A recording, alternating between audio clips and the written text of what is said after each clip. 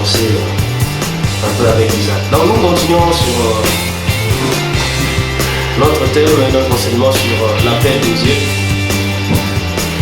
Et nous avions commencé à voir les sortes d'appels. Dans le premier et le plus grand, ou l'appel le plus universel, c'est l'appel au salut.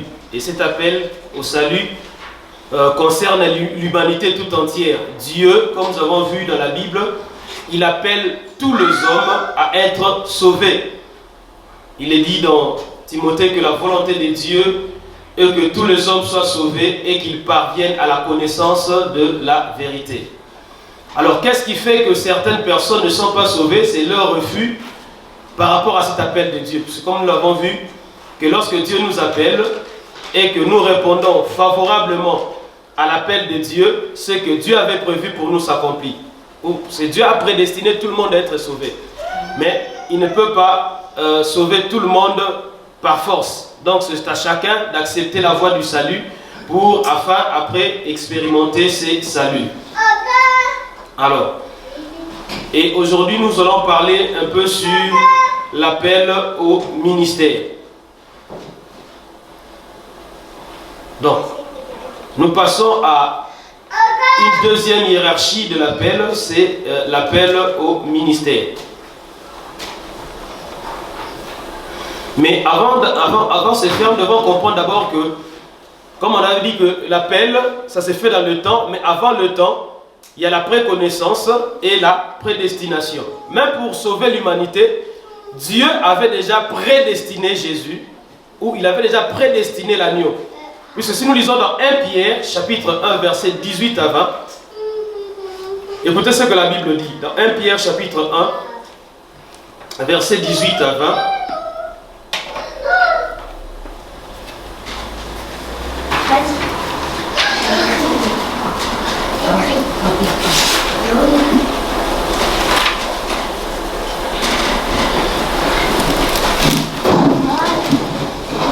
la Bible nous dit: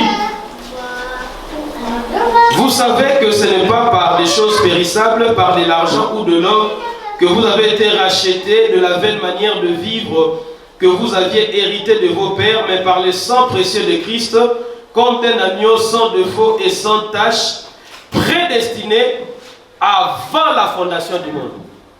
La Bible parle de Christ comme étant l'agneau sans défaut et sans tache, qui était quoi? La Bible dit prédestiné avant la fondation du monde. Donc avant la fondation du monde, Dieu avait fait quoi? Il avait déjà prédestiné l'agneau.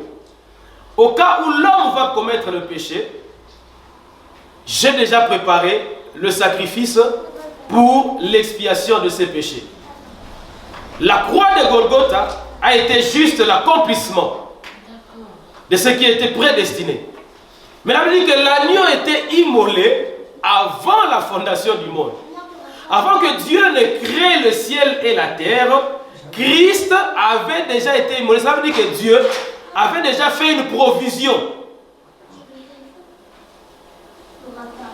Vous comprenez ça? Dieu avait déjà fait une provision qu'au cas où l'homme arrivait à pécher, au cas où l'homme aussi que je crée à mon image arrivait à suivre la voie du diable ou la voie du malin, Dieu a fait quoi? Il avait déjà immolé l'agneau avant la fondation du monde. Il avait déjà prédestiné afin que s'il arrivait que l'homme puisse pécher, il va venir un temps où il va préparer l'humanité au salut. Et ensuite l'agneau sera manifesté et il va être publiquement. C'est ce qu'on a vu sur la croix. C'est l'accomplissement. En fait, Dieu a rendu visible ce qui était invisible, n'est-ce pas? C'est comme quand nous suivons un film à la télévision. Quand tu suis un film à la télévision, le film ne se joue pas pendant que toi tu le suis. Le film est en différé. Le film avait déjà été tourné au studio. Tu vois? Quand toi tu le suis, oh, l'acteur est mort. Tu vois? Pour toi, il est mort pendant ce temps. Mais pour ceux qui étaient dans les studios, l'acteur là était déjà mort. Mais toi, tu le vois dans le temps où tu le vois. Donc pour nous, lorsque l'humanité a vu Jésus sur la croix être crucifié, Pour ceux qui ont compris le mystère de Dieu, le sauveur de l'humanité, l'agneau, vient d'être immolé. Mais pour Dieu, cela s'est déjà fait depuis avant la fondation du monde. Et quand le monde fut fondé, au temps marqué par Dieu, nous l'avons vu sur la croix, être crucifié pour l'humanité. Donc c'est en fait ça la logique du film que nous suivons, un film qui a déjà eu lieu au studio. Toi tu ne connais pas, quand tu suis le film, tu ne sais pas comment ça va finir. Mais pour le metteur en scène, lui sait que non, ce film va commencer par ci et ce film va finir par là. Mais pour toi qui suis, tu es en train de le découvrir maintenant. Amen. Voilà. Alors ceci dit, nous passons maintenant au deuxième volet d'appel, c'est l'appel au ministère. Cela veut dire quoi?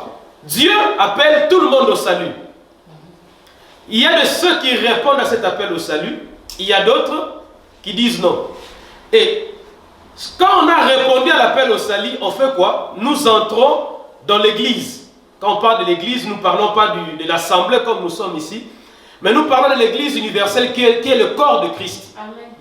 Qui est constitué de toutes les personnes, de toutes les nations, de toutes les générations, de toutes les races, qui ont cru en Jésus-Christ comme Seigneur et Sauveur. Et il n'y a que Dieu qui connaît, qui sont réellement membres de cette église, corps de Christ. Pourquoi? Quelqu'un peut venir, il peut entrer ici dans ces bâtiments, prier même avec nous chaque jour, mais sans pour autant faire partie de l'église de Christ, que Christ viendra enlever.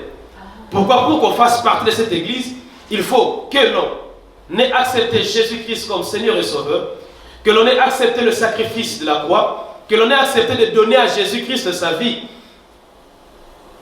Et c'est ce qui nous fait entrer dans l'église de Christ. Il est plus important d'être d'abord membre du corps de Christ, plutôt que juste être membre d'une assemblée. Beaucoup sont juste membres d'une assemblée, mais lorsqu'on va de leur relation avec le Seigneur, ils n'ont pas encore de relation avec le Seigneur. Mais ils fréquentent les assemblées. C'est pourquoi même Christ dit que ceux qui disent Seigneur, Seigneur, n'entreront pas tous dans le royaume de Dieu. Seuls ceux qui font la volonté de mon Père. Maintenant, quand ceux qui acceptent Christ, ils donnent leur vie à Jésus, ils viennent maintenant dans l'église, il y a le deuxième niveau d'appel qui s'est fait, c'est ce que nous appelons l'appel au ministère. Amen. Ou encore, le ministère d'autorité. Amen. Amen. Alors, lorsque nous parlons de l'appel au ministère, pour vous, il existe combien de ministères dans la Bible? Vous savez, il existe 5 ministères. Dans la Bible, il existe 5 ministères dans la Nouvelle Alliance. Mais nous allons comprendre que dans l'Ancien Testament, il y avait aussi des ministères. Et il y avait 4 ministères dans l'Ancienne Alliance. Dans l'Ancienne Alliance, il y avait le ministère de prophète. Il y avait le ministère de roi. Il y avait le ministère de juge. Et il y avait le ministère de sacrificateur. C'était ça le ministère d'autorité qui existait dans l'Ancienne Alliance. Donc, il y avait le prophète, il y avait le ministère de roi, il y avait le ministère des juges, et il y avait le ministère de sacrificateur.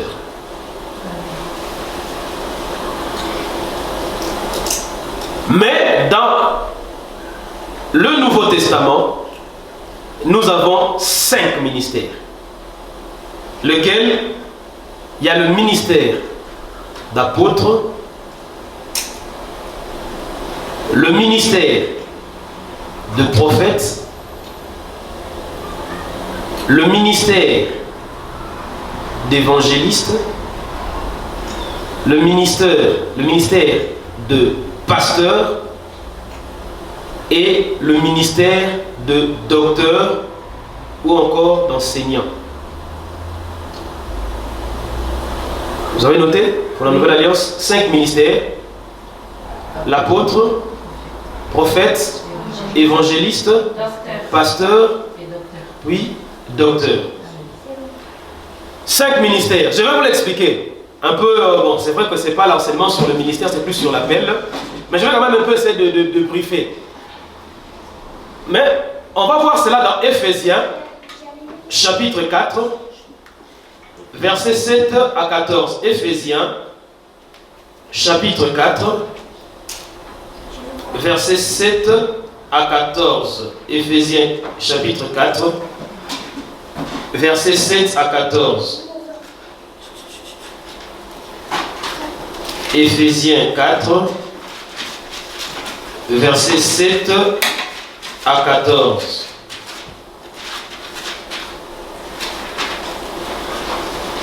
La Bible dit, mais à chacun de nous, la grâce a été donnée selon la mesure du don de Christ. C'est pourquoi il est dit, étant monté dans les hauteurs, il a emmené des captifs et il a fait des dons aux hommes. D'autres versions telles que le Derby disent, il a fait des dons en hommes. Des dons en hommes. Ici on dit il a fait des dons aux hommes, mais d'autres versions disent il a fait des dons en hommes. Or, que signifie il est monté, sinon qu'il est descendu dans les régions inférieures de la terre? Celui qui est descendu, c'est le même qui est monté au-dessus de tous les cieux, afin de remplir toutes choses. Et il a donné les uns comme apôtres, il a donné les uns comme apôtres, les autres comme prophètes, les autres comme évangélistes, les autres comme pasteurs et docteurs. Moi, ma version, c'est écrit berger. Ça compte aussi. Le pasteur, c'est la même chose que le berger. D'accord. Pasteur ou berger, c'est la même chose. Ok. Pour le perfectionnement des saints, en vue de l'œuvre du ministère et de l'édification du corps de Christ, jusqu'à ce que nous soyons tous parvenus à l'unité de la foi et de la connaissance du Fils de Dieu, à l'état d'homme fait, à la mesure de la stature parfaite de Christ. Ainsi, nous ne serons plus comme des enfants flottants et emportés à tout vent de doctrine par la tromperie des hommes, par leur ruse dans les moyens de séduction. Je veux maintenant revenir. La Bible dit, étant monté dans le hauteur. La Bible même dit, que veut dire monter dans le hauteur si d'abord il n'est pas descendu dans les régions inférieures de la terre? Pourquoi? Parce que avant que Jésus ne monte, il a été enseveli. C'est l'image, parce que la Bible dit que il a délivré les captifs du séjour de mort. Puisque avant que Jésus ne meure sur la croix, tous ceux qui croyaient, tous les croyants qui mouraient, ils partaient dans le sein d'Abraham. Tu vois? Ils partaient dans le sein d'Abraham, où ils commençaient à être consolés. Mais Jésus, en mourant, il les a ramenés maintenant dans les paradis. C'est pourquoi quand il est en train de mourir sur la croix, il dit au voleur qui est à côté de lui, alors que l'autre voleur était en train de dire, mais si vraiment tu es le sauveur, pourquoi tu ne te sauves pas toi-même et que tu nous sauves aussi? L'autre voleur a rétorqué, il a dit, mais tu n'as pas honte de parler si nous avons mérité ce sort. Mais cet homme qui est juste, qu'est-ce qu'il a fait pour mériter cette mort? Il a regardé Jésus, il a dit, Seigneur, souviens-toi de moi quand tu seras dans ton royaume. Jésus lui dit, je te l'ai dit ce soir même, tu seras avec moi dans le paradis. C'est ce que la Bible dit, il est descendu dans les régions inférieures pour même délivrer ceux qui étaient là et pour les amener dans les hauteurs. Donc avant que Jésus s'est donné pour nous à la croix, et personne n'allait au paradis. Non, ils étaient dans le sein d'Abraham, ce que la Bible appelle le sein d'Abraham. Le sein d'Abraham, c'est un compartiment dans le séjour de mort où les justes étaient consolés. Vous verrez ça dans Luc, je pense, chapitre 16, où on parle de l'histoire du riche et du pauvre Lazare. On dit que quand le riche était mort, il est allé dans le séjour de mort. Mais le pauvre Lazare, lorsqu'il est mort, la Bible dit qu'il est allé dans le sein d'Abraham. Maintenant, la Bible dit qu'il est monté avec nous. Ça veut dire quoi quand on dit que Christ était monté avec nous? Christ, quand il a sauvé l'humanité, il est allé nous présenter au Père.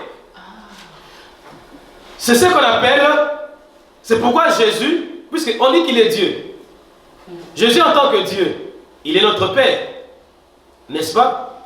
Mais on dit aussi, il est fils de Dieu, il est notre frère. Puisque dans Hébreu, la Bible dit qu'il n'a pas eu honte de nous appeler ses frères. C'est pourquoi quand nous lisons même la Bible, il y a beaucoup de choses qui se sont faites dans l'ancienne alliance. La Bible dit que c'était l'ombre de choses à venir, c'était la préfiguration. Et pour comprendre le mystère de l'adoption, il faut voir l'histoire de Joseph. Vous connaissez Joseph? Oui. Lorsque Joseph est allé en Égypte, il arrive en Égypte comme esclave, vendu par ses frères et tout. Bon, dans la maison de Potiphar où il travaillait, avec l'histoire comme nous l'avons dit le dimanche et tout, il s'est retrouvé en prison. Et après la prison, quand il a interprété les rêves de serviteurs de la maison de Pharaon, lui-même après va interpréter le songe du Pharaon, et Pharaon va l'établir gouverneur sur tout le pays d'Égypte. Et étant devenu gouverneur, Joseph aussi s'est marié, il a eu des enfants. Il a eu 2 enfants en Égypte, Manassé et Ephraïm. Maintenant, quand son père Jacob et ses frères, c'est une longue histoire, hein, ils sont arrivés aussi eux après en Égypte. Et la Bible dit que quand le père de Jacob est arrivé en Égypte, Joseph, qui est une préfiguration aussi de Christ, de Jésus-Christ, qu'est-ce qu'il avait fait? Il a pris ses 2 enfants, Manassé et Ephraïm, pour venir les présenter à son père Jacob. Pour que son père Jacob puisse faire quoi? Qu'il puisse bénir ses enfants. Normalement, dans la culture juive, le père, en bénissant, il doit mettre sa main droite, qui symbolise la toute-puissance, la force, il doit la mettre sur le fils aîné. Et il devait prendre sa main gauche et la mettre sur le fils cadet. Et Joseph, quand il amène ses enfants, il les dispose de cette façon. Donc il prend le cadet, il le met où? À sa droite. D'accord? Et il prend l'aîné, il le met à sa gauche. De façon que quand son père sera en face de lui, celui qui est à sa gauche sera au fait à la droite de son père. Et celui qui est à sa droite sera au fait à la gauche de son père. Il est venu avec eux comme ça. Il sait que le père n'aura plus qu'à mettre ses 2 bras comme ça. Et la main droite sera sur l'aîné. Et la main gauche sera sur le cadet. Mais quand il arrive, bien, la Bible dit que bien que les yeux de Jacob s'étaient apaisantis, mais Jacob a fait quoi? Il a croisé ses bras. Au point qu'il prend sa main droite, il pose maintenant sur le cadet. Il prend la main gauche, il pose sur l'aîné. Joseph déclare, il dit non père, tu commets une erreur. Tu ne peux pas faire comme ça. La main droite, tu dois la poser sur l'aîné. Et la main gauche, tu dois la poser sur les cadets. Le père dit non, je sais ce que je fais. C'est la préfiguration de la croix. Car en croisant le bras, ça nous donne l'image de la croix. Nous qui sommes aujourd'hui l'église, nous ne sommes pas le fils aîné de Dieu. Le fils aîné de Dieu, c'est qui? C'est Israël. N'est-ce pas? Amen. Mais par la croix, dans la dispensation où nous sommes, la bénédiction du fils aîné, le Seigneur l'a posée sur nous, l'église. Vous comprenez ça? Il l'a posé sur nous, église. Alors, oui. C'est la droite qu'il a posée sur l'église ou la bénédiction? Oui, par la croix. Parce que normalement, la bénédiction, si la bénédiction devait se faire correctement, la bénédiction serait restée sur Israël. Mais c'est le symbole. En croisant ses bras comme ça, nous comprenons prophétiquement que c'est aussi le symbole de la croix qui fait que le fils cadet reçoive la bénédiction que devait recevoir le fils aîné. Pourquoi? Parce que d'abord, Dieu a eu à traiter avec Israël comme étant ses enfants. Mais Israël, à cause de leur incrédulité, Dieu a mis un peu entre parenthèses l'histoire d'Israël. Vous allez comprendre cela quand nous parlerons sur le royaume et sur les temps des nations. Et maintenant, Dieu c'est quoi? Il est en train de traiter, ça c'est le temps de l'église. Mais vous allez comprendre qu'une fois que l'église aura été enlevée, quand l'église va partir, Dieu va reprendre maintenant la dispensation avec Israël. Il va s'occuper d'Israël pendant la grande tribulation. Oui. En fait, vu qu'à un moment donné, Jacob, on l'appelait plus Jacob mais Israël. Oui. Et c'est de là le nom a été donné à la ville d'Israël. Oui, c'est à partir de là qu'on les appelait la tribu, enfin le peuple d'Israël. Parce que le nom de Jacob veut dire usurpateur ou voleur. D'accord. Ah oui. Pourquoi? Parce que quand on regarde aussi dans l'histoire de Jacob, il avait usurpé la bénédiction de son frère Ésaü. Ah oui. Lorsque le père avait dit préparez-moi un mets comme j'aime et tout, pendant que Ésaü était parti chasser le gibier, sa mère Rachel a pris Jacob, ils ont tué un animal, il a fait porter à Jacob les habits d'Ésaü et tout, et comme Jacob était velu, il était tout roux, il a mis les poils des animaux sur lui, et quand il s'est approché, et son père a dit mais la voix que j'entends c'est la voix de Jacob, mais en touchant je sens l'odeur d'Ésaü. Et le père a béni Jacob. Quand Ésaü est revenu, le père a dit mais je n'ai plus de bénédiction parce que la bénédiction, ton frère cadet était ici, c'est lui qui l'a reçu et je le bénis. Et Ésaü était fâché, il s'est fâché contre son frère. Jacob était obligé de fuir et de partir chez son oncle Laban. Il est allé chez son oncle Laban, c'est là qu'il a travaillé, il a rencontré d'abord, il voulait épouser la fille de son oncle. Mais c'était Rachel qui voulait épouser. Son oncle Laban dit non, tu ne peux pas épouser la cadette, il faut d'abord... Il a travaillé pendant 7 ans. Il a dit si tu veux épouser Rachel, tu dois travailler pendant 7 ans. Il a travaillé lui pendant 7 ans. Et au bout de 7 ans, pendant qu'il voulait prendre Rachel, l'oncle dit non, tu ne peux pas épouser la plus jeune avant d'épouser l'aîné. Il a dit bon, il a travaillé encore pendant 7 ans afin épouser Rachel. Après, il était revenu chez son père et tout. Il s'était même réconcilié avec, à un moment donné, avec son... Bon, il s'était présenté, il s'était réconcilié avec son frère Ésaü et tout. Mais se sont séparés. Et puis, Ésaü est allé, il a formé le peuple qu'on appelle les Édomites. Dans la Bible, à un moment donné, si vous lisez les prophètes, vous allez voir, on parle souvent des Édom. Les Édomites sont les descendants d'Ésaü. Puisque Ésaü a eu un enfant qui s'appelait Édom. Ils ont donné ces peuples qu'on appelle les Édomites. Mais bon, si on doit revenir un peu dans l'histoire de Joseph. Donc, Joseph, maintenant, quand il a présenté ses enfants au père, le père a dit, à partir d'aujourd'hui, ces 2 enfants que tu as eu en Égypte, moi, je les adopte. Ils font quoi? Ils deviennent aussi mes enfants. Ça veut dire quoi? Que Joseph en Égypte avait engendré ses propres frères. Puisque quand les enfants de Joseph sont devenus aussi les enfants de son père, ça veut dire que désormais, Manassé et Ephraïm étaient devenus les frères de Joseph. Vous comprenez la logique? Nous aussi c'est ça. Quand Christ est mort pour nous sur la croix, qu'est-ce qu'il a fait? Il a pris tout ce qu'il avait sauvé, il est allé les présenter au Père. C'est pourquoi la Bible dit il est monté dans les hauteurs. C'était pour nous présenter au Père. Et quand il nous présente au Père, le Père pose la question, c'est qui? Il dit ce sont les enfants que j'ai eus dans le monde où tu m'avais envoyé. Et le Père fait quoi? Il nous adopte. Il dit à partir d'aujourd'hui, et aussi ils deviennent mes enfants.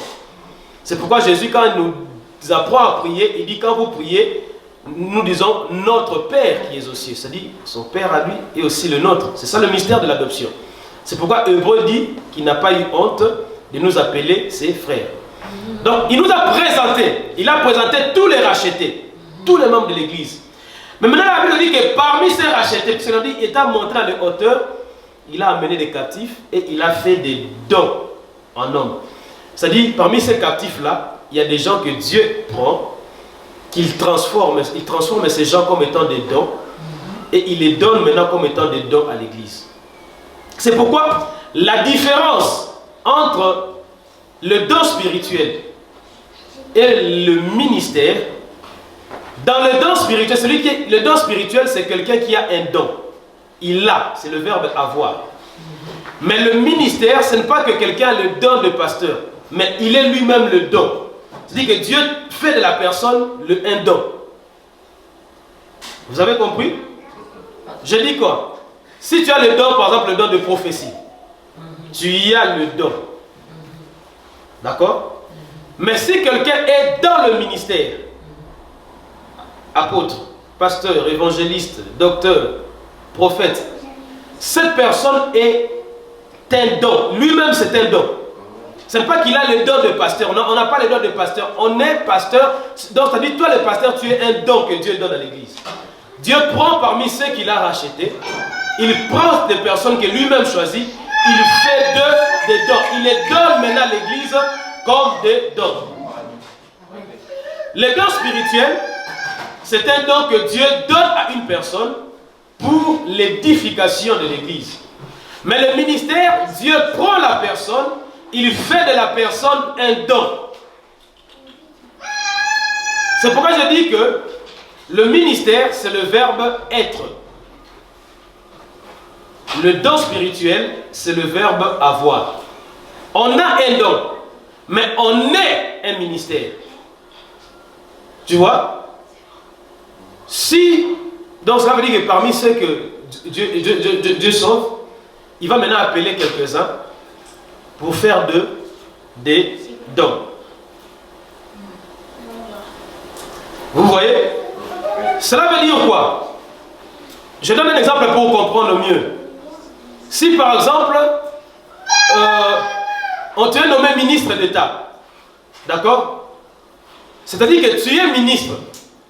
En tant que ministre, on peut te donner une voiture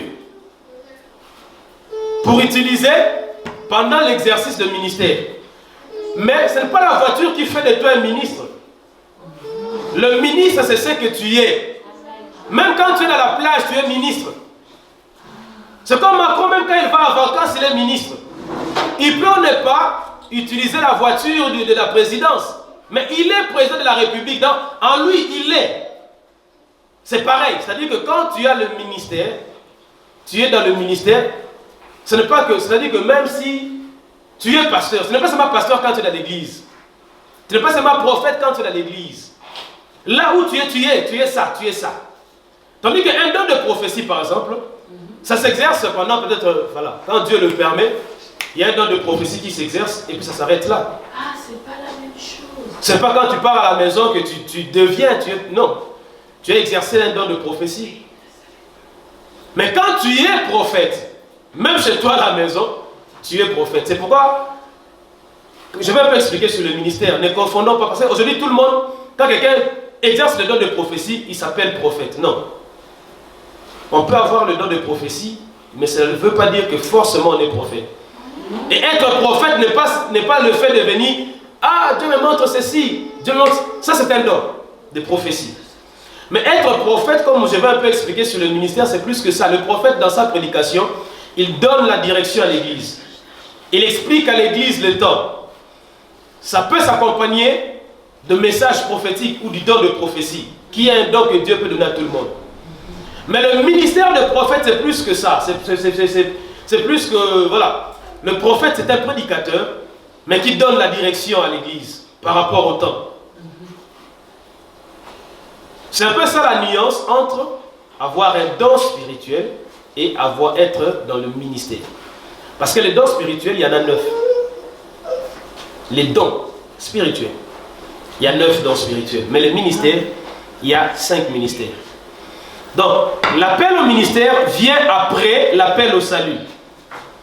Oui. Il y a un truc, en fait, par exemple, les 5 ministères qu'on a vus, qui est dans le Nouveau Testament, est-ce que, comme tu as dit, quelqu'un qui est pasteur, il est né pasteur en fait.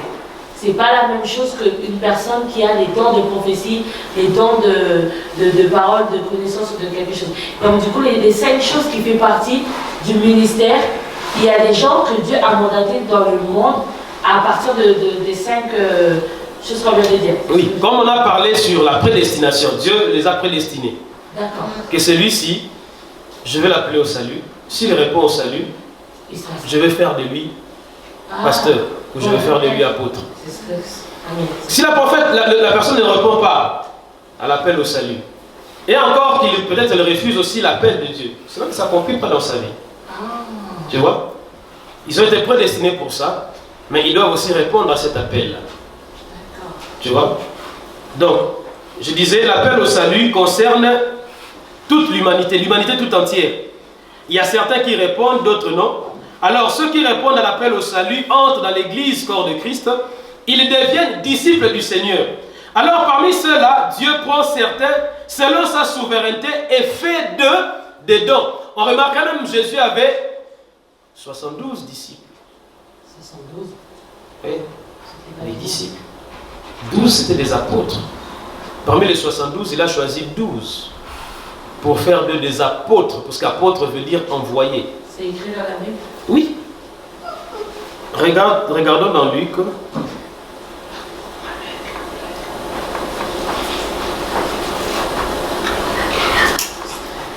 On va voir ça dans Luc chapitre 16. Luc 16. Attends, Luc 16.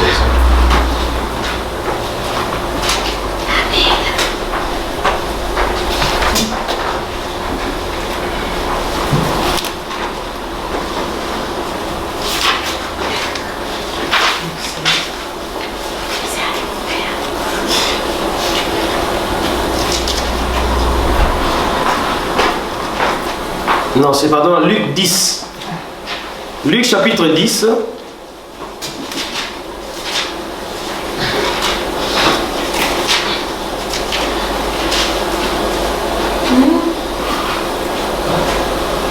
Non, 60. Luc 10. 70. Luc 10. Il avait 70 disciples. Ah, 70. Après cela, le Seigneur désigna encore 70 autres disciples. Il les envoya 2 à 2 devant lui dans toutes les villes et devant tous les lieux où lui-même devait aller. Il leur dit: la moisson est grande, mais il y a peu d'ouvriers. Priez donc le maître de la moisson d'envoyer des ouvriers dans sa moisson. Partez, je vous envoie comme des agneaux au milieu de loups, ainsi de suite.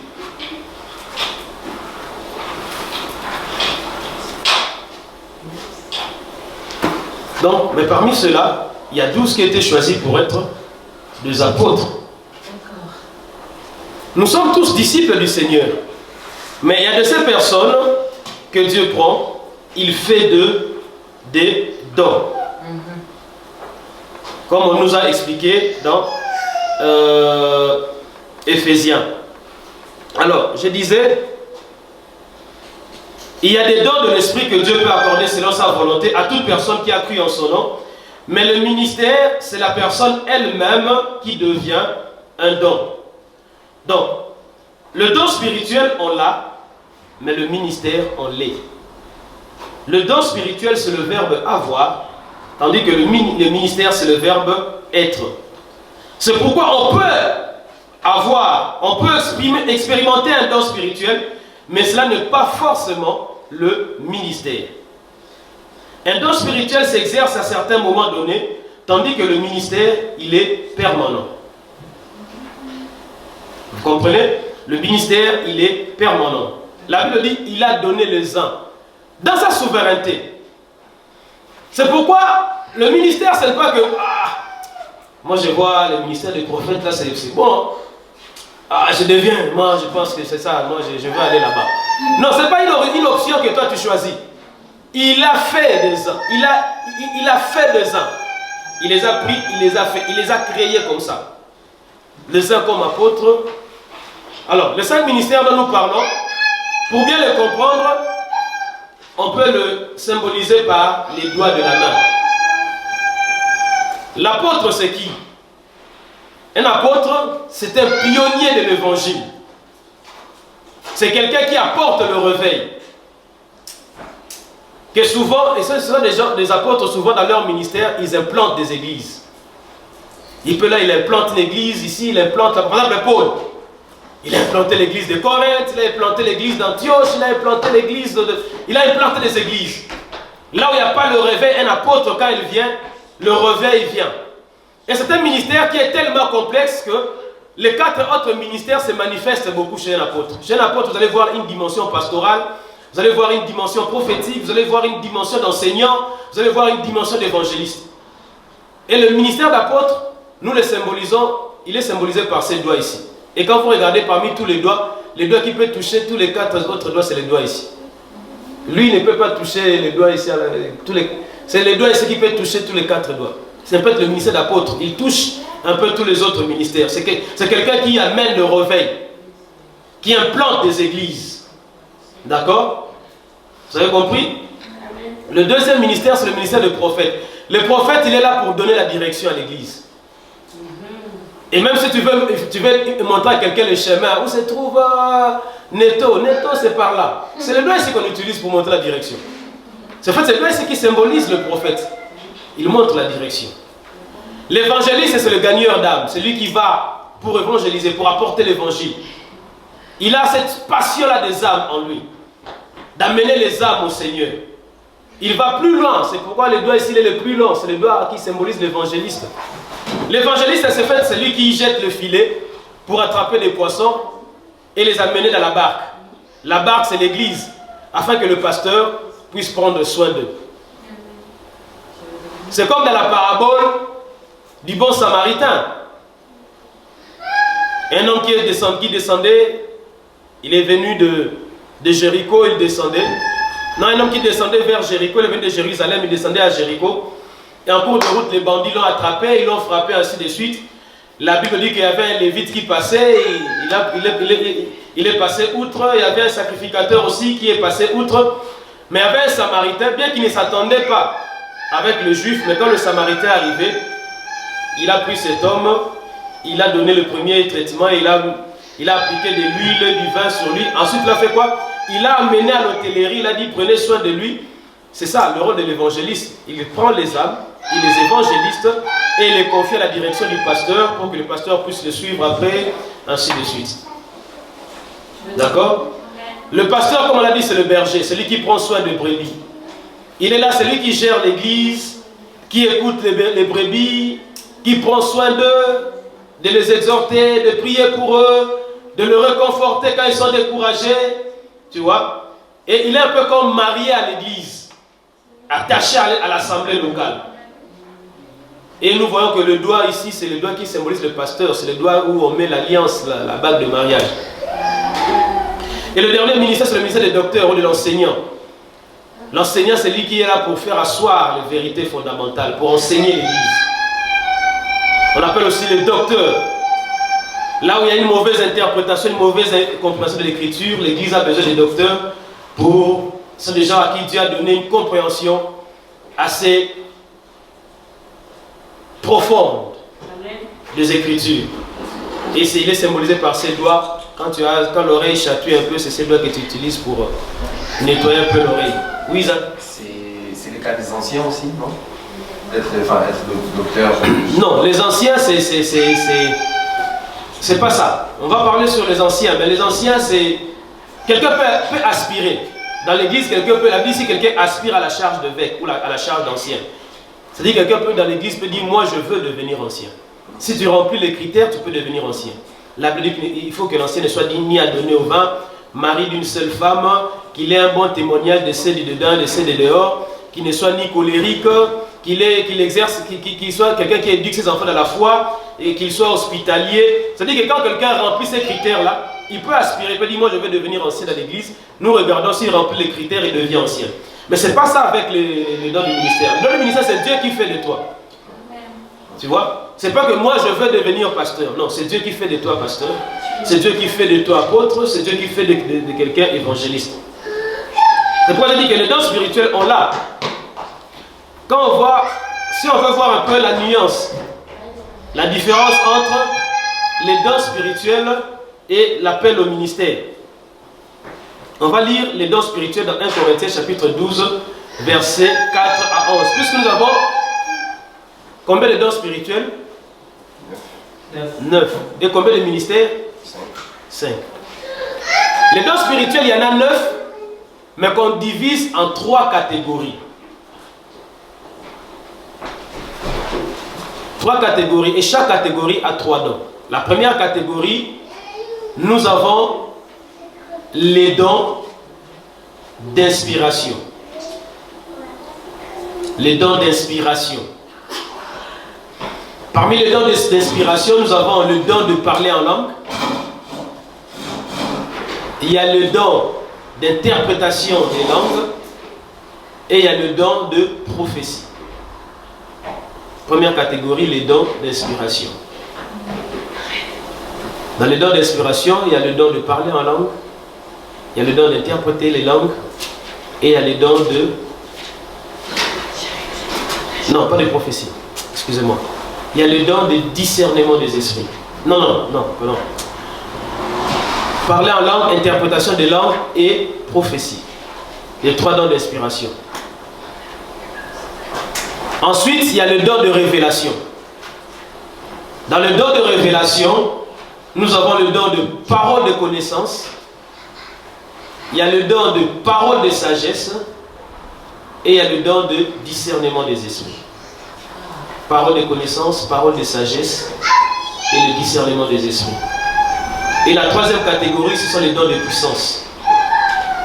Il y a le don de la foi, le don de guérison et le don d'opérer des miracles.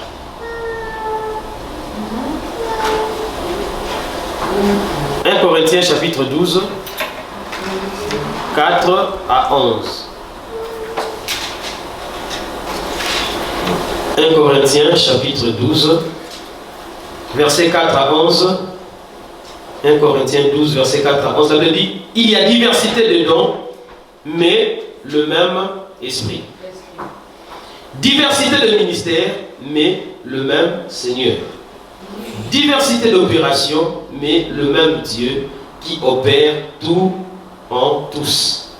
Or, à chacun, la manifestation de l'esprit est donnée pour l'utilité commune. En effet, à l'un est donné. On prend, on donne à la personne. Mais pour le ministère, on dit quoi? Il a donné les uns. Il a pris les gens, il les a donnés. Mais le don, il a pris les dons, il a donné aux personnes. Mais le ministère, il a pris les personnes, il les a donnés comme des dons. Vous voyez la nuance? Ici on dit, or à chacun la manifestation de l'esprit est donnée pour l'utilité commune. En effet, à l'un est donné par l'esprit une parole de sagesse, à un autre une parole de connaissance, c'est là le même esprit.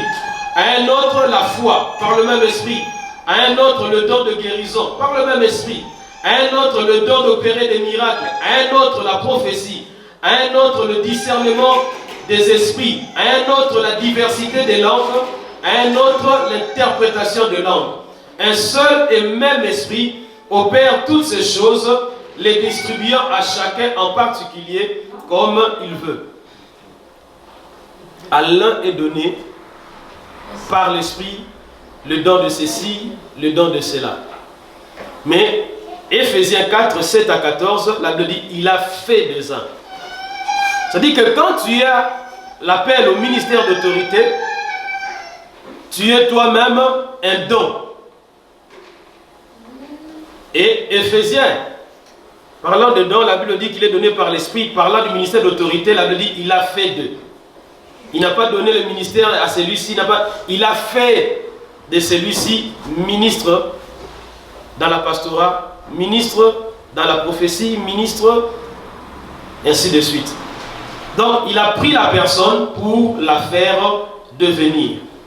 L'appel au ministère, c'est Dieu qui fait de vous. Ce n'est pas par autodétermination. Non, moi-même, je pense que je dois devenir évangéliste. C'est déjà comme ça, il dort aujourd'hui, il devient évangéliste. Demain, il change, il devient apôtre. Demain, il change. Non, ce ne sont pas les grades de l'armée. Parce que les gens pensent que non, le niveau d'entrée, c'est le niveau d'évangéliste. Parce qu'aujourd'hui, beaucoup de gens, est-ce qu'il est devenu pasteur? Est-ce qu'il ne sait pas qu'il doit être... Non. Ce n'est pas des hiérarchies. Il n'y a pas que non, on devient d'abord évangéliste, ensuite on passe des grades pour devenir pasteur, ensuite on passe des grades pour devenir docteur. Non. Il fait de toi un évangéliste. Si Dieu a fait de toi un évangéliste, tu restes un évangéliste. S'il fait de toi un pasteur, tu restes un pasteur. C'est vrai que Dieu peut faire associer deux ministères dans la vie d'une personne. Parlant de Paul, dans l'Acte des Apôtres, on dit qu'il y avait dans l'église d'Antioche des prophètes et des docteurs. Et parmi les noms qu'on cite, on cite le nom de Paul. Mais nous savons que Paul était apôtre. Lui-même, quand il écrit, il dit Paul, apôtre de Jésus-Christ. Mais avant, il était cité comme qui? Comme un docteur. Pourquoi? Parce que ça peut se faire. Peut-être que, par exemple, moi, tu peux avoir un ministère, tu vas appeler au ministère prophétique ou apostolique. Mais quand tu conduis une église, tu fais le ministère de pasteur aussi. Tu vois? Mais c'est Dieu, en toutes ces choses, c'est Dieu qui fait des gens. Ce n'est pas par autodétermination. Parce que beaucoup aujourd'hui se fâchent. Dans les églises, on voit les gens se fâcher. Ah, mais moi, Dieu m'a appelé. Mon pasteur est en train de me freiner. Frère, si Dieu t'a appelé, il n'y a personne qui peut arrêter ça. Tu vois? Non, moi je comprends mal. Si Dieu a fait de toi pasteur, qui dans ce monde ici peut empêcher ça? Si Dieu a fait de toi apôtre, qui peut empêcher ça? C'est comme si tu dis que bon, quand Dieu t'a créé homme, qui a empêché ça? Même pas tes parents. L'enfant qui arrive dans ton ventre là, quand tu vas, même si toi tu désirais que non, moi je veux un garçon, tu vas à l'échographie, ça montre une fille. Tu ne peux pas changer ça. Dieu a fait de cet enfant fille, elle restera fille. Alors la Bible dit pour le ministère, c'est Dieu qui fait des gens. Si Dieu fait de toi pasteur, moi à Gris, je ne peux jamais arrêter ça. Si Dieu a fait de toi un apôtre, personne ne peut bloquer ça. Alors, ce n'est pas la peine que les gens se battent dans les églises. Ah non, moi je suis appelé. Oh, frère, l'appel, c'est pas que tu vas te bomber le torse. Ah, non, si Dieu a fait de toi, frère, même la terre tout entière va reconnaître. Même si on refuse, on finira un jour par reconnaître que non. Parce que quand Dieu fait de toi, frère, ça va se montrer dans tous les plans. C'est pourquoi le ministère se dépose. Souvent les gens qui se précipitent, là, moi je suis appelé, je vais aller commencer aussi mon église. Ah, ils ne sont pas appelés. Ils ne sont pas appelés, frère. Quand Dieu t'appelle, c'est dit que même les temps et les circonstances vont crier pour cet appel-là. Cela veut dire que si tu es là et que Dieu a fait de toi, ce n'est pas moi qui vais faire de quelqu'un un pasteur. Moi je peux reconnaître, je peux constater que vraiment je vois que c'est vrai, Dieu a fait de toi ceci. Mais jamais il n'y a aucun humain qui peut t'empêcher. C'est-à-dire que si Dieu a fait de toi pasteur et que moi je vais empêcher ça, mais Dieu va me tuer. Ça veut dire que je suis en train d'essayer de contrecarrer les plans de Dieu. Vous voyez ça? Donc c'est pour autant dire que, c'est pourquoi je dis que nous devons faire très attention. On va voir ça quand on va parler sur le temps aussi de l'appel, parce que Dieu peut t'appeler aujourd'hui. Mais il faut pas aussi se précipiter à aller commencer. Il y a aussi un temps. Paul était appelé, Dieu l'a rencontré sur la route de Damas. Mais quand tu vas dans les Actes des Apôtres, la Bible dit pendant qu'il persévérait dans la prière et dans le jeûne, Dieu dit, mettez-moi à part Paul et Barnabas, car l'heure a sonné pour l'œuvre à laquelle je les ai appelés. Ah, ça c'est très important. Cela ne veut pas forcément dire que bon, tu peux être là, Dieu, tu reconnais, Dieu te parle. Il te dit que non, je t'ai appelé à tel ministère. Mais c'est aussi très bien de savoir attendre le moment de Dieu. C'est ça l'erreur que beaucoup de personnes commettent. Mais on va voir ça plus tard. Donc pour autant dire que personne ne peut arrêter Dieu de faire de toi une fille ou un garçon, pareil, personne ne peut arrêter Dieu de faire de toi un ministre s'il a fait de toi un ministre. C'est pourquoi, frères et sœurs, il n'y a même pas d'importance de se battre là-dessus. Non, non. Quand tu vois les gens chercher à faire ça par leurs propres efforts, cela veut dire que ça ne vient pas de Dieu. Quand Dieu fait de toi, il fait de toi. Lui-même va arranger les temps et les circonstances pour que tu deviennes... Frère, quand un enfant dans ton ventre, c'est toi qui te débrouilles, non, cet enfant doit seulement naître aujourd'hui, non? Autant marqué par Dieu, tu ressens des contractions, toi tu veux, non, ça je ne peux plus les retenir. Il doit sortir, c'est ça. C'est-à-dire que quand Dieu a fait de toi, lui-même crée le temps et les circonstances pour que ce qu'il a fait de toi puisse se matérialiser. Donc, il n'y a aucun pasteur qui a le pouvoir dans ce monde de bloquer un membre de son église que Dieu a fait. Si Dieu a fait de toi, frère, sois patient. Laisse-moi te dire que même moi, je ne saurais pas arrêter ça. Pourquoi? Parce qu'il y aura tellement de temps et les circonstances au point que si je m'entête, je finirai par mourir. Tu vois? Alors, aussi, nous devons savoir que ce n'est pas la théologie qui fait de quelqu'un pasteur. Je ne suis pas contre la théologie, j'en ai fait moi aussi. Mais si la théologie, c'est quelque chose comme une école, pour qu'on enseigne la parole de Dieu, gloire au Seigneur. Mais ce n'est pas par la théologie qu'on devient pasteur. Tu finis la théologie, tu es théologien. On devient pasteur par vocation, parce que Dieu a fait de toi pasteur. Avec théologie ou pas, si Dieu a fait de toi pasteur, tu es pasteur. Donc, le fait que les gens aujourd'hui résument la théologie comme étant la condition pour qu'une personne soit pasteur, non. Être pasteur, c'est l'appel. On devient pasteur par appel. C'est pourquoi tu vas dans des pays comme les nôtres, les bourses viennent, hein, dans les églises missionnaires là, quelqu'un, bon, les bourses sont venues, ah, j'ai 3 mon neveu. Comme ils vont partir étudier en Europe, la théologie là, bon, petit neveu, ah, toi tu vas partir, dit. Vocation, il n'en a pas.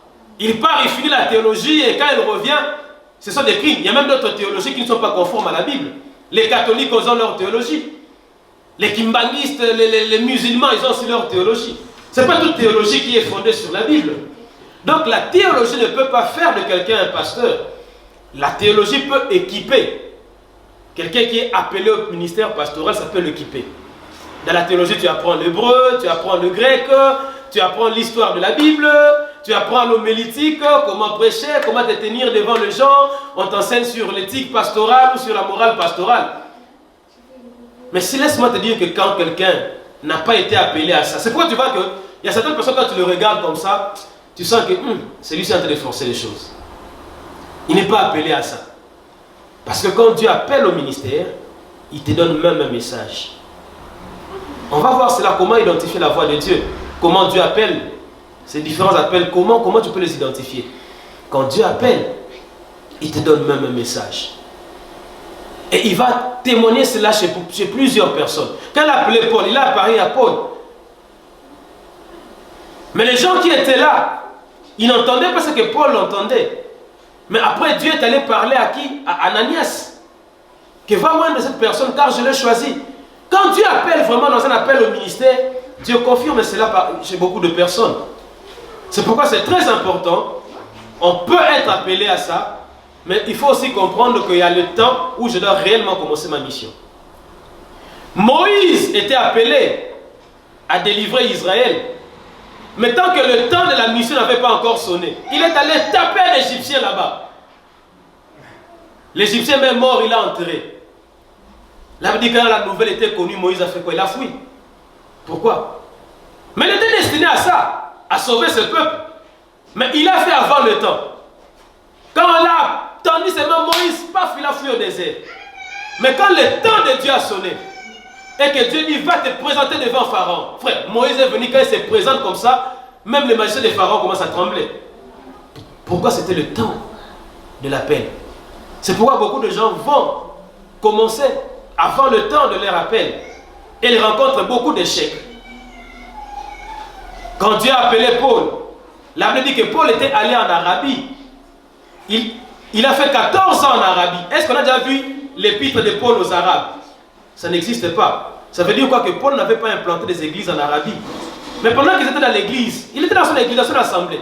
Il a dit pendant qu'il persévérait dans la prière et dans le jeûne, pas une prophétie retentit. Dieu dit, mettez-moi à part Paul et Barnabas, car l'heure a sonné pour l'œuvre à laquelle je les ai appelés. Ils étaient appelés à une œuvre, mais ils devaient attendre que l'heure puisse sonner pour qu'ils puissent faire quoi? Pour qu'ils puissent partir. D'accord? Donc, tel que nous sommes là, Dieu continue à appeler les gens au ministère. Il peut le faire en toi, il peut le faire en moi. Mais quand Dieu appelle, il fait de toi, première chose que nous devons retenir, qu'il n'y a personne qui a le pouvoir d'empêcher cela. Moi, Dieu m'appelle, là, ils sont en train de me freiner, non. Mais on peut te combattre, mais ce que Dieu a fait de toi, ça finira malgré le combat. On avait enterré Jésus, mais là, il a fini par ressusciter.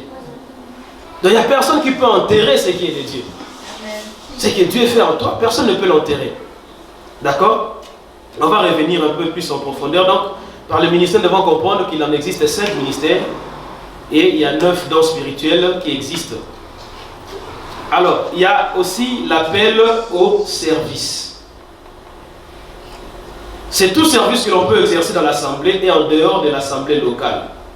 Par exemple, le protocole, par exemple, le chantre, par exemple, le gagneur d'âme. Dieu appelle tous ceux qui sont sauvés à le servir. Cela veut dire s'arrêter seulement à être sauvé. On répond aussi à moitié à l'appel de Dieu. Nous sommes sauvés pour aussi servir. D'accord? Nous sommes sauvés pour qu'en retour, nous puissions aussi servir Dieu. Donc, ce que nous faisons là, dans l'assemblée, ou même en dehors de l'assemblée pour le Seigneur, nous répondons aussi à l'appel de Dieu. Quelqu'un qui va distribuer peut-être des flyers pour inviter les gens à la prière.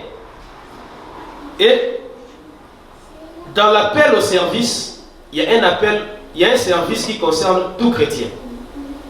Il y a un service auquel tout chrétien est appelé à faire, c'est proclamer l'évangile et faire des disciples. Ça, ce n'est pas, non, c'est pas réservé aux pasteurs, c'est pas réservé aux évangélistes, non. C'est réservé à tout le monde de proclamer le Seigneur. Selon ton niveau de foi et selon ta connaissance, mais d'amener les gens au Seigneur, de faire des disciples. Matthieu 28, verset 19, Jésus dit, allez et faites de toutes les nations des disciples. Ce n'est pas une invitation, c'est une obligation. C'est un ordre que Dieu donne. Allez. D'accord? Nous sommes tous appelés à le faire. C'est un appel aussi. Tu vois? Donc servir Dieu comme nous le faisons là, tel que tu es là, dans ce que tu fais, tu as répondu aussi à un appel pour servir Dieu dans le domaine auquel tu es appelé. Et l'un des services auxquels nous sommes tous appelés, c'est de faire des disciples. Être témoin du Seigneur. Je vais vous dire une chose avant de clôturer. Nous sommes tous appelés à accomplir Actes chapitre 1 verset 8. Mais si nous n'accomplissons pas Actes chapitre 1 verset 8, Dieu va nous imposer Acte 8 verset 1. J'ai dit ceci. Dieu nous a tous appelés à faire Acte chapitre 1 verset 8. Mais si tu refuses de le faire, Dieu va t'imposer maintenant Acte 8 verset 1. On va lire les deux. Lisons d'abord Acte chapitre 1 verset 8. Acte chapitre 1 verset 8. Acte chapitre 1 verset 8. La Bible dit: mais vous recevrez une puissance, le Saint-Esprit survenant sur vous, et vous serez mes témoins à Jérusalem, dans toute la Judée, dans la Samarie et jusqu'aux extrémités de la terre. Il dit: vous recevrez une puissance et vous serez quoi? Mes témoins. Dans toute la Jérusalem, dans toute la Judée, dans toute la Samarie et jusqu'aux extrémités de la terre. Frère, Dieu nous a donné le Saint-Esprit pour être ses témoins. L'évangile n'est évangile que s'il est prêché. Amen. Nous voulons que Dieu fait de moi, fais avec moi des miracles. Nuit et jour tu pries: Sœur Saint-Esprit, remplis-moi. Il t'est rempli. Mais qu'est-ce que tu fais de ces remplissages-là? Tu vas finir par t'éclater. Il nous remplit pour être des témoins, frère. C'est pourquoi un témoin, c'est qui? C'est quelqu'un qui a vu, qui rend témoignage. Et quand tu pars, frère, tu as la puissance. Sœur, tu as la puissance. Tu rencontres quelqu'un qui est malade, prie pour la personne. Tu as la puissance. C'est donné à tout le monde. Il ne faut pas se demander: pasteur, j'ai mon petit frère ici, il est malade. Il faut... Oui, c'est bien. Mais toi aussi, tu es témoin. Tu as reçu la puissance. Pourquoi nous n'expérimentons pas les miracles? Amen. Parce que nous ne travaillons pas. Va travailler, tu vas voir les miracles. Il a dit: voici les miracles qui accompagneront ceux qui auront cru en mon nom. Amen. Ça va t'accompagner. Ça va t'accompagner quand? Pas quand tu restes assis. Amen. On accompagne une personne qui est en mouvement. Quand tu es en mouvement pour le Seigneur, les miracles t'accompagnent. Tu es capable. Tu es capable de se dire que tu pars, tu rentres, quelqu'un visite à l'hôpital, un ami, tu lui parles de Jésus. Mon frère, non, moi je ne crois pas à ces choses. Oui, tu ne crois pas, mais moi je crois. Et je crois même qu'il peut te guérir. Je vais prier pour toi. Tu pries, tu vas voir les miracles. Parfois tu as les dons, mais tu ne l'expérimentes pas parce que tu n'agis pas. Maintenant, Dieu leur avait dit que vous recevrez une puissance, le Saint-Esprit survenant sur vous, et vous serez mes témoins à Jérusalem, dans toute la Judée, dans la Samarie et jusqu'aux extrémités de la terre. Amen. Maintenant, les disciples ici, ils devaient partir, ils ne sont pas partis. Au lieu de partir à Jérusalem, dans toute la Judée, dans la Samarie, ils sont restés sur place. Comme ils ne bougeaient pas, Dieu a fait quoi? Il leur a imposé, chapitre Acte 8, verset 1. Bon, comme ils n'avaient pas fait Acte chapitre 1, verset 8, Dieu leur a imposé Acte 8, 1. La Bible dit quoi? Saul avait approuvé le meurtre d'Étienne. Il y eut ce jour-là une grande persécution contre l'église de Jérusalem. Et tous excepté les apôtres, se dispersèrent dans les contrées de la Judée et de la Samarie. Dieu leur avait dit, vous allez recevoir une puissance, le Saint-Esprit qui va venir sur vous, vous allez maintenant partir pour être mes témoins dans Jérusalem, vous allez commencer à Jérusalem là où vous êtes, mais ne vous arrêtez pas à Jérusalem, vous allez partir en Judée, vous allez partir en Samarie, et vous allez partir jusqu'aux extrémités de la terre. La Pentecôte est venue, ils ont reçu la puissance, ils sont restés là, ils ne bougeaient pas. Oh. Bon, Dieu dit, comme vous ne bougez pas, je vais vous faire bouger. Il a fait quoi? Il a envoyé la persécution. On a commencé à les persécuter. Et quand ils étaient obligés maintenant de faire quoi? De partir. Et ils sont partis où? En Judée et en Samarie. Là où ils devaient partir, ils ne partaient pas. Comme ils ne partaient pas, Dieu a créé une circonstance qui va les pousser à partir. Vous avez compris ça? Donc il y a certaines circonstances que Dieu crée quand nous ne savons pas répondre à sa volonté. Nous ne bougeons pas. Dieu peut créer des circonstances qui vont faire quoi? Qui vont te faire bouger. Hein? C'est pourquoi c'est cet appel que nous avons tous de répondre et de faire des disciples. Un chrétien, nous qu'on a fait le cours de disciple-là, c'était un peu un devoir. C'est pourquoi vous savez, une église, la vraie croissance d'une église, c'est dans le disciple-là. C'est en faisant des disciples. D'accord? Tel que nous sommes ici, si chacun de nous part et il gagne 5 disciples. Il les amène au Seigneur, il leur présente la parole, il commence aussi à les enseigner. Et que ces disciples aussi vont aussi faire des disciples.